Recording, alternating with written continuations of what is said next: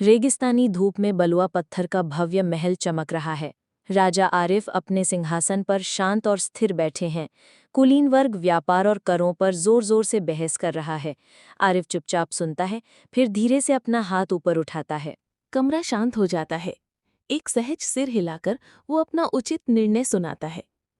लोग झुककर फुसफुसाते हैं। रेगिस्तानी हवाएं तेज चल रही हैं। खेत फटे और सूखे पड़े हैं। किसान आसमान की ओर देखते हैं, पर बारिश नहीं होती। औरतें खाली बर्तन लेकर मीलों पैदल चलती हैं। बच्चे प्यास से बिलबिलाते हैं। दरबार के अंदर सलाहकार घबराए हुए हैं। पानी के बिना हम जिंदा नहीं रह सकते। आरिफ अपनी आंखें नीची कर लेता है। उसकी खामोशी शब्दों से ज्यादा भारी है। धर्मपुर के राजा विराट के दूत काले कवच पहने हुए प्रवेश करते हैं। वे एक पुस्तिका खोलते हैं। राजा विराट को प्रणाम करो, नहीं तो तुम्हारा राज्य जल जाएगा। दरबार में आक्रोश भड़क उठता है। एक जनरल चिल्लाता है, हमें युद्ध से जवाब देना होगा। लेकिन आरिफ अपना हाथ उठा देता है। हॉल में सन्नाटा छा जाता है। वो कुछ नहीं कहता, बस नक्शे को घूरता रहता है, गहरे विचारों में डूबा हुआ। रात हो जाती है।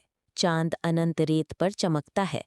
आरिफ सादी कपड़े पहने, लाठी और लालटेन लिए अकेला चल रहा है।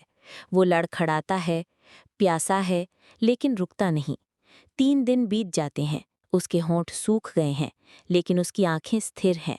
चौथी सुबह वो एक प्राचीन मंदिर के खंडरों के पास पहुंचता है। अंदर उसे एक छिपा हुआ कुआं मिलता है, जो शुद्ध जल से चमक रहा है। आरिफ अपने लोगों को रेगिस्तान में ले जाता है। पुरुष, महिलाएं और बच्चे उसके इशारों पर चलते हुए मिलकर खुदाई करते हैं। धीरे धीरे पानी खुदी हुए गालियों से बहकर सूखे खेतों तक पहुंचता है। हरे भरे अंकुर फूटते हैं और लोग खुशी के आंसुओं से जयकार करते हैं। कुलीन लोग, जो पहले संशय में थे, अब अपने राजा के सामने सम्मान से झुकते हैं। क्षितिज पर धूल उड़ रही है। विराट की सेना आगे बढ़ रही है। ढोल की गड़गड़ाहट, काले कपड़े पहने सैनिक तूफान की तरह आ रहे हैं।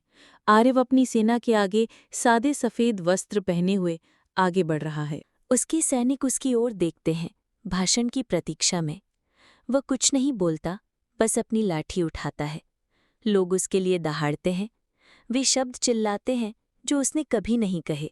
अफरा तफरी के बीच आरिफ और विराट आमने सामने आ जाते हैं। विराट हंसता है, तुम्हें तो बोलना भी नहीं आता मौन राजा, तुम कैसे जीतोगे? आरिफ की शांत आंखें डगमगाती नहीं हैं। वो अपना डंडा ऊंचा उठाता है।